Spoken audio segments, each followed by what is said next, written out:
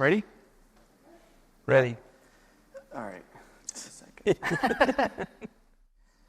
All right, Carlos. So in front of us, we have 2 portfolios of yours, and I want to hear about how you went about promoting Segura before the internet.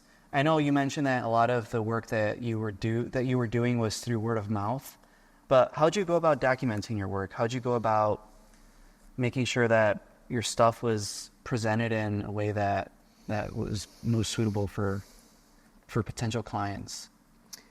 You know, one of the things that I did very early on, and by early I mean like from the very beginning, even before I had my own design firm, Segura, I did this when I was a freelancer. I always wanted to find a way to visually separate my fine art, or what I thought was my fine art, with the labeled commercial art aspect. Because I wanted to underscore the concept that I believed that what I was bringing to the table was a little bit special. I mean, even if it was only in my mind. Yep. And every time I would see a portfolio, it just was so packaged and formatted that...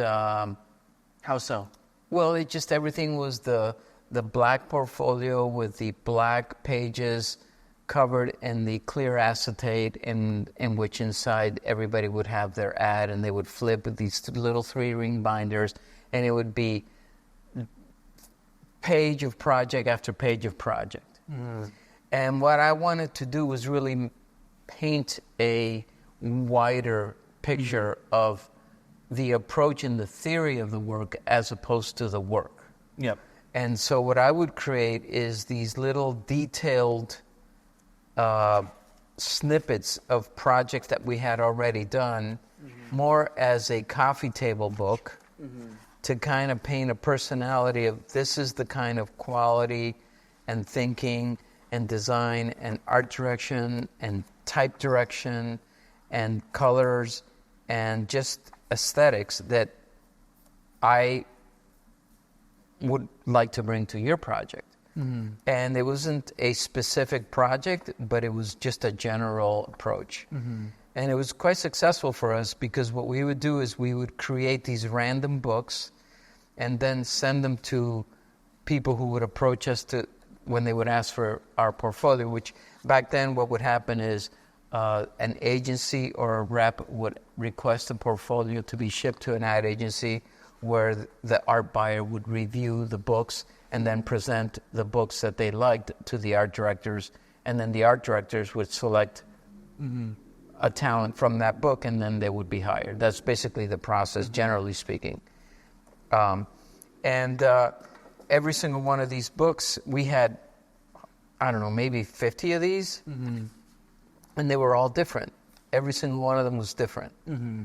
And sometimes we had to do duplicates of them, because we were asked to ship our books to multiple places at the same time, and it became apparent that we couldn't wait for one book to get back from one agency to ship it to the other. So we would have to create duplicates of these books. Yeah.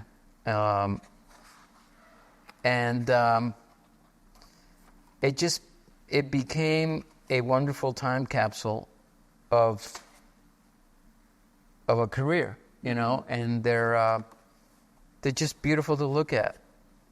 And the fascinating thing is that all these are done by hand. Yeah, they're all by hand. So you put the books together by hand. Yep. And just flipping through it, it feels like it's a collection of projects, but when all the projects are put together, it becomes one big project. Yeah. And absolutely. It's amazing. Absolutely. Yeah.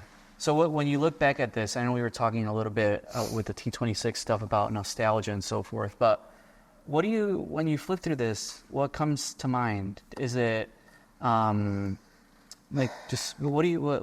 goes through your mind when you look back at some of this stuff? You know, every single one of these pages has a moment of choice that happened that is quite fresh in my mind as to why we picked the particular images, why we cropped it a particular way, where it was, how long it took to find that image, the stuff that we produced and shot, all of the background work that it takes to make one of these things happen. And it's no different than a thing that happened in your normal life where you remember something special that you see and you remember, oh my God, I went through this and I remember how I was feeling back then, or when you hear a song on the radio, you remember the moment when that's what this is. And for me, these things are very, very special. I mean, just touch this, man. Yeah. I mean, just touch it. Yeah. That's very nice.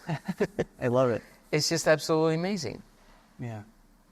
You have no idea how much work this took. You just have no idea. Months to get this thing done.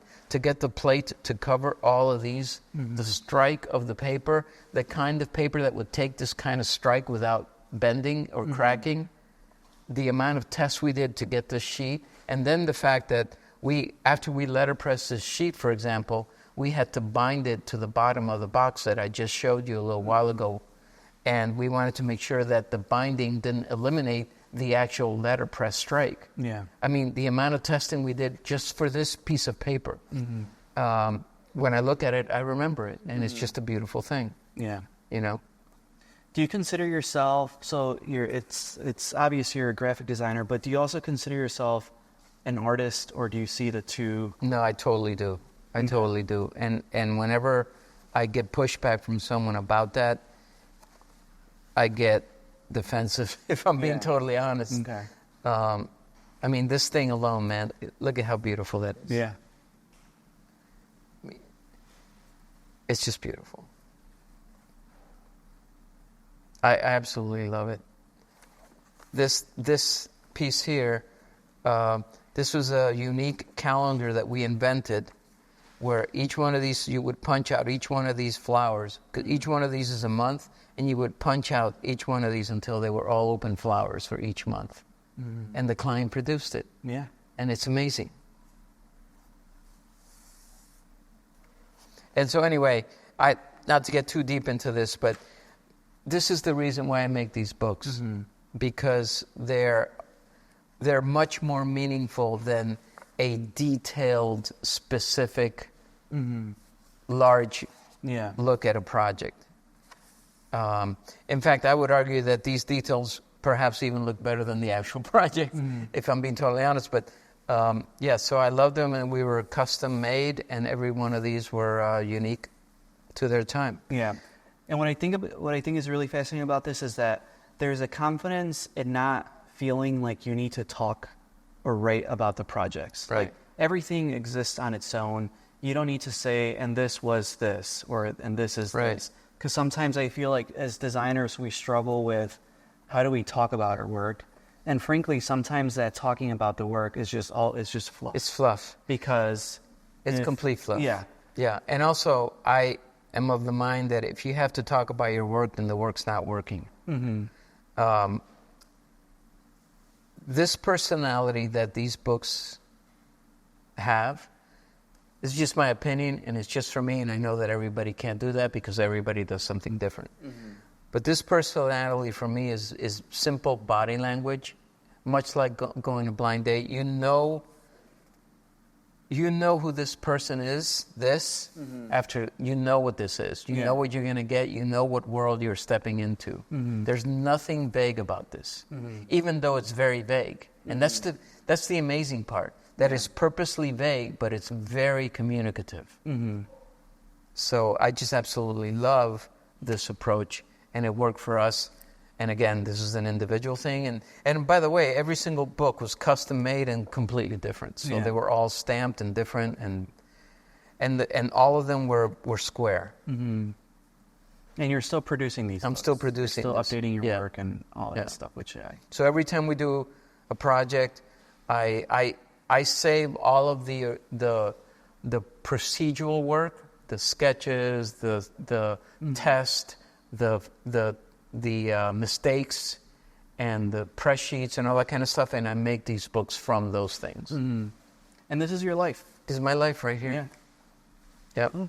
I love it. Well, thanks for sharing. Thank you, man. Thanks for letting me show it to you. This is I love I think every time I come to your house and when I saw this, I think this is my favorite. I remember when I first showed it to you, and you were genuinely attracted to it. Yeah. It was actually quite moving, to be honest with you. Yeah. So thank you. Awesome. Yeah.